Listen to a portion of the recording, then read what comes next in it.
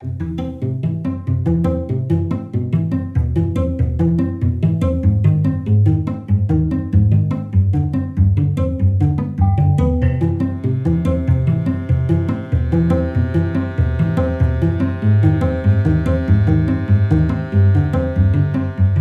mon père, comme mon grand-père et mon arrière-grand-père, je me lève le matin assez tôt pour aller aux Halles de Rungis et pour acheter mes fleurs.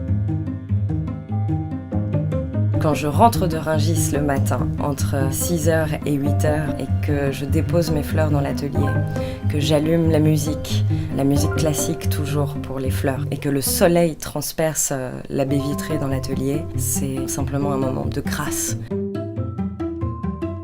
Cet atelier, c'est l'atelier de peinture de mon grand-père. Il faut savoir que mon grand-père, il était boucher, mais il était aussi passionné de peinture, de littérature, de poésie, de porcelaine. Tous ces outils sur les étagères, ça me rappelle simplement d'où je viens, qui je suis. Et c'est un bonheur, c'est un endroit qui a beaucoup d'importance.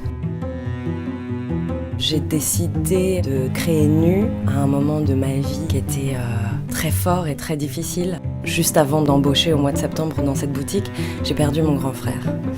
Et il y a une sorte de monde qui s'est écroulé autour de moi. Et donc j'ai commencé à travailler dans cette boutique. Et puis au bout de quelques jours, je me suis rendu compte que je ne pouvais pas travailler pour quelqu'un d'autre.